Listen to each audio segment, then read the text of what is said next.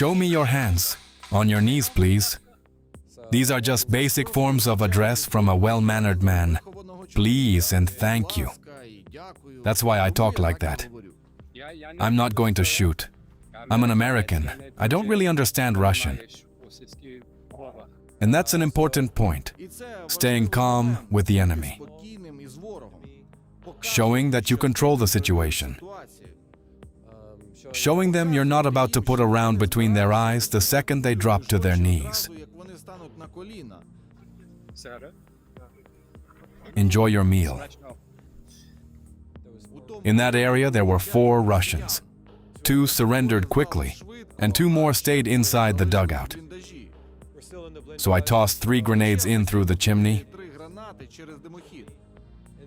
Then I waited for our FPV drone to come in and blow the door off. After that, I realized I had a solid chance to clear that dugout. All right. Show me your hands. I cleared the dugout and took those 2 prisoner. I'm not going to shoot. I'm an American. I don't really understand Russian. Then we moved them to a nearby position, and from there they were evacuated off the line of contact. Quiet. Get these guys into cover.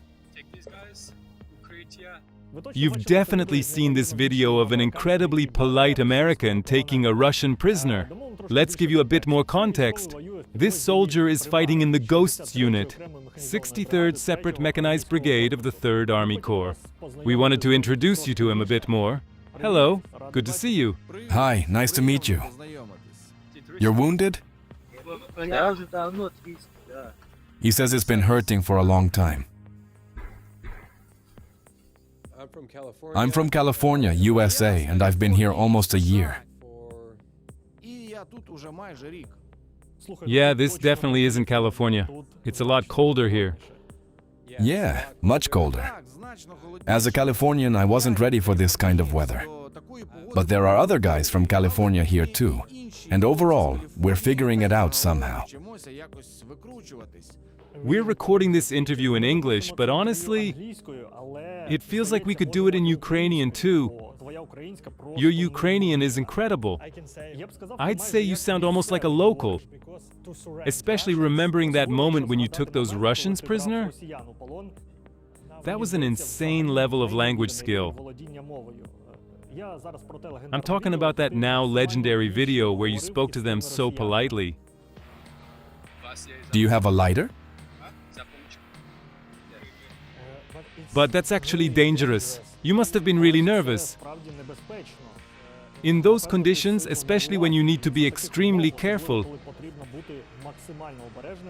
it would probably be more comfortable to speak English. But you were speaking Ukrainian. It's all good. It's all good. Come here.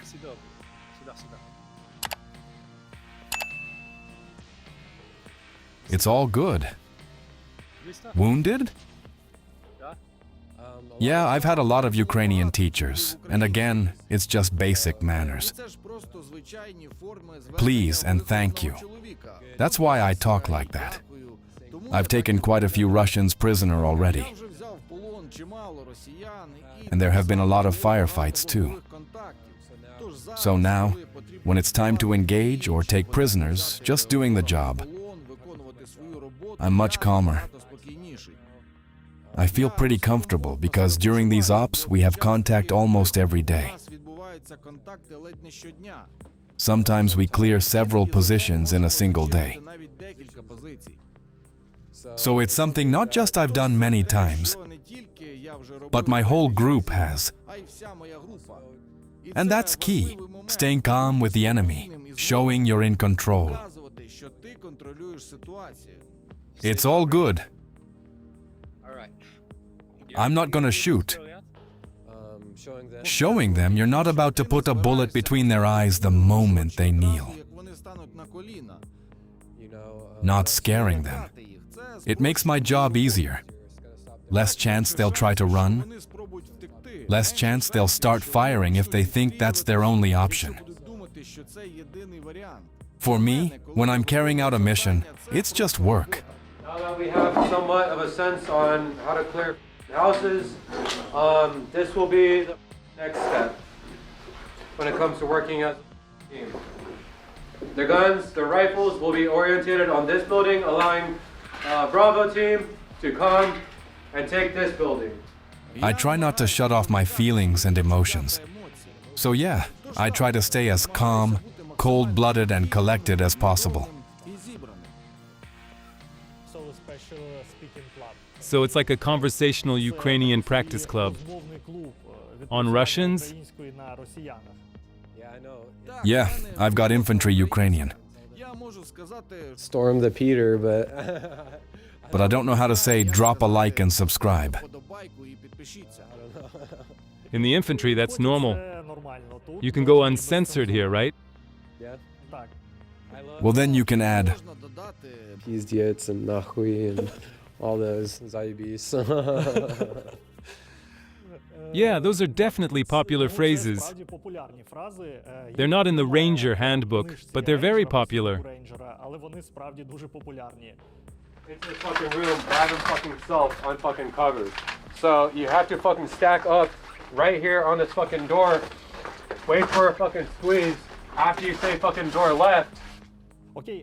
Okay, what can you say about Russian soldiers? what can I say about them? I've met former criminals. One man from There was a guy from Uzbekistan who used to work in Russia. He got caught with a gram of weed, marijuana. got told that he was gonna be They told him, either they beat and rape you, or prison. Or you go serve in the army for a year. He chose the army. And the moment he got to the front, he walked toward our positions and surrendered to the first drone he saw. There were also prisoners who said they had sick relatives and needed money for treatment.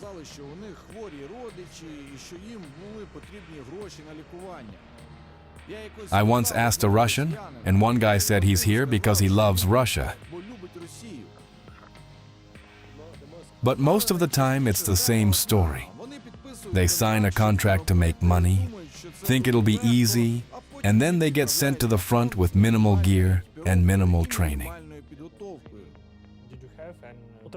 Did you have prior military experience? Did you serve before this war?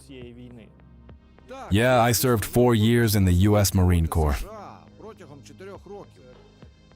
The tactics I use here, I've taken some from training with the Green Berets, some from training with the Israeli Defense Forces, and of course some from the Marines.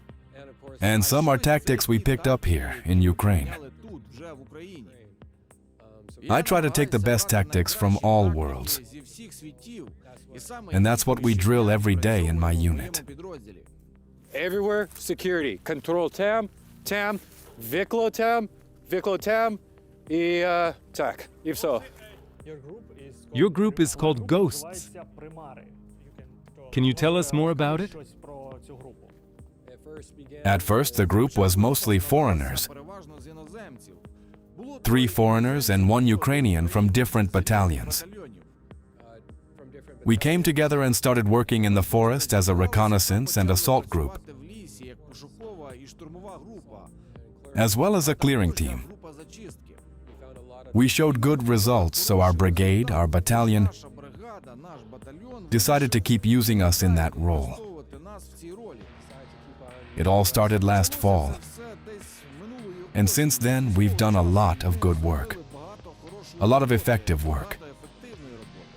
So, it's super important that when we have the first man breach and go inside this room, that somebody's right there. Honestly, this is my new home now. Kramatorsk, especially Sloviansk. I already see these places as home. When I went on leave, I didn't go back to the US. I decided to stay in Ukraine and get to know it better. I've been living here for a year, and all that time I've been in the same operational area, fighting for the same cities. So now I see them as my home. One of my first impressions when I came here was, Oh, people are probably going to be cold, maybe even harsh, not very friendly. But then, you talk for 10 minutes, and suddenly you're being invited over for borscht. That's something I really love about this country. Останній чоловік буде цей так штурмувати будинок. Добре? Заєбісь.